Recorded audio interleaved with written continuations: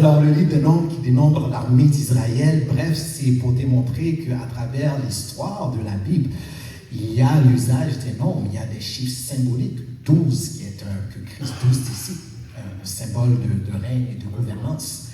Le chiffre 5, mais ça, tu vas le disséquer, la grâce. 3, Trinité, mais bref, Dieu est un mathématicien, un ingénieur, donc les nombres également. Il peut parler autant par la parole prophétiquement, par les images, et même aller un peu plus loin, il a parlé à un prophète à travers un âme. Donc, il peut utiliser autant les animaux, les chiffres, lorsqu'il veut passer un message, il ne va pas être limité. Autrement, ça serait un Dieu limité, mais notre Dieu est illimité. Absolument, absolument. Et surtout, il faut voir la finalité de cette révélation. C'est ça qui est important.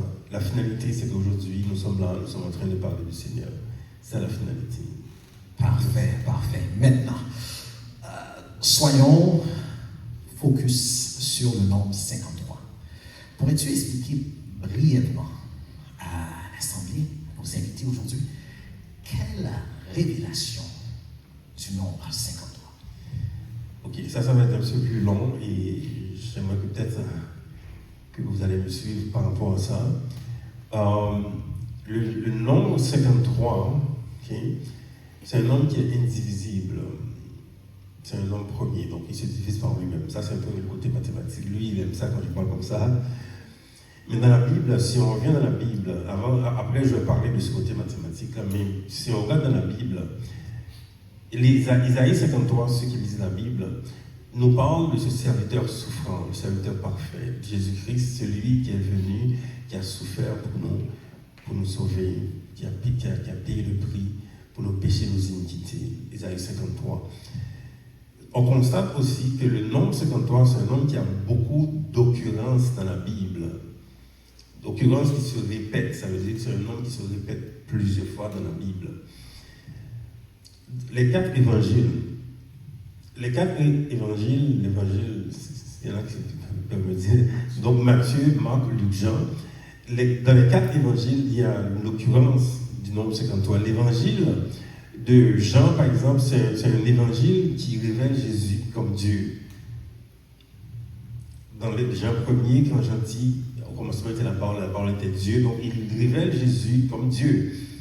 Or, dans l'évangile de Jean, le mot « je suis » est répété 53 fois. Le mot « je suis ».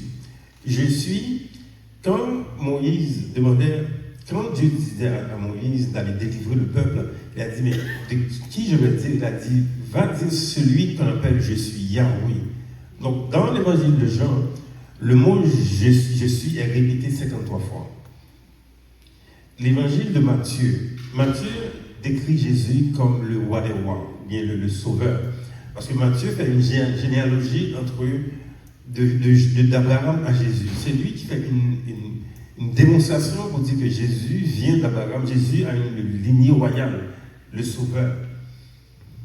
Or, le mot sauveur est répété 50 fois dans la Bible, le mot sauveur. L'évangile de Luc était un médecin. Luc, quand il voyait Jésus prenait soin des gens. L'évangile de Luc décrit Jésus comme le berger, le pasteur, celui qui prend soin. Or, le mot pasteur est répété encore 53 fois dans l'Ancien et Nouveau Testament. Et finalement, le livre de Marc, c'est le livre qui décrit Jésus comme le serviteur parfait. Il a dit, je suis venu non pas pour être servi, mais pour servir, dans Marc 9, 45. Or, le mot parfait, c'est un mot qui est répété 53 fois dans la Bible, le mot parfait. Maintenant, si on regarde même dans nos vies, parce que là, c'est biblique, là, je vous dis ça, là, je vous perds un peu, mais dans notre vie, il y a une signification aussi du nombre 53. Et j'aime beaucoup m'amuser avec ça. Il y a des choses que je vois, il y a des gens qui ne voient pas ça. Mais moi, je vois beaucoup de choses à travers ce nombre. Même tout récemment, il y a eu un événement extraordinaire dans le monde. Moi, je regardais comme ça, là, avec un œil qui est différent des gens. L'événement, tu sais, la mission des astronautes qui sont allés dans la Lune, la mission Artemis. Est-ce que vous savez qu'entre la première mission Apollo 16, le temps écoulé entre les deux missions, c'est exactement 53 ans. Le retour, je vais vous dire quelque chose. Pour le retour, quand les astronautes étaient auprès de la Lune, pour retourner sur la Terre, il y a eu un moment crucial. C'est le moment du retour, même les ingénieurs disaient que c'est tellement crucial pour la mission, le moment où, quand ils vont retourner, quand ils vont rentrer dans l'atmosphère terrestre, ce moment-là, ils allaient avoir près de la température auprès de la capsule allait être 3000 Celsius. Et tout le monde retenait leur souffle par rapport à ça. Il y a même des gens qui ont mis l'hypothèse que ça va exploser. Si vous allez lire, l'agence canadienne a dit que ça se peut que les gens ils perdent leur voix parce que c'est tellement intense comme température. Et ils ont prévu qu'après, dès qu'ils rentrent dans l'atmosphère terrestre, ils allaient passer comme 6 minutes, on n'allait pas avoir de communication avec eux pendant 6 minutes. Moi, j'étais là, on regardait sur YouTube, on était 3 millions de gens regardaient sur YouTube. Ce temps-là fatidique, on attendait quelque chose. Est-ce que vous savez exactement à quelle heure que la capsule rentre dans l'atmosphère terrestre? À exactement 7h53. Vous allez me dire, c'est bizarre, mais il y a tellement de nombres. Pourquoi c'est exactement à 53? Pourquoi? Parce que ces gens-là qui étaient là-bas étaient en train de raconter. Il y a un des astronautes, lui c'est un chrétien, le seul noir aussi qui était là-dedans. Lui, il parlait de Dieu. Il parlait, c'est extraordinaire qu'est-ce qu'il a vu. Il a fait un clin d'œil par rapport à la Bible, parce que ce que la Bible raconte par rapport à Dieu. Mais moi, je vous dis, par rapport à cette révélation que j'ai, je sais que Dieu était avec eux. Vous savez, nous, on pense que Dieu est avec seulement les chrétiens, souvent on pense comme ça. Là. Mais Dieu est omniprésent. Quand Dieu est honoré, Dieu est là. Parce que Dieu a tout créé. Il a tout créé. Donc pour moi, c'était un clin d'œil. Et donc, la dernière chose que je vais dire par rapport au nombre 53, c'est que dans le nombre 53, évidemment, il y a le 5, il y a le 3. Tu en as parlé un peu. Et le 5, c'est le chiffre de grâce.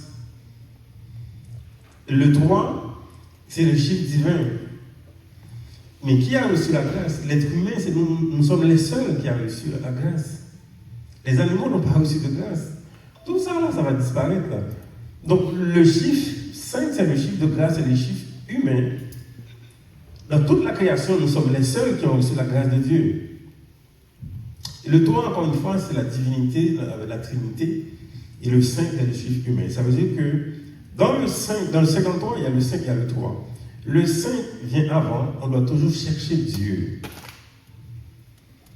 Même si Dieu est omniprésent, Dieu se cache. Il se cache dans la relation. De la relation avec lui, c'est là qu'on va le découvrir, on va le chercher. Bon, je m'arrête là un peu parce que c'est trop. C'est une description très, très élaborée.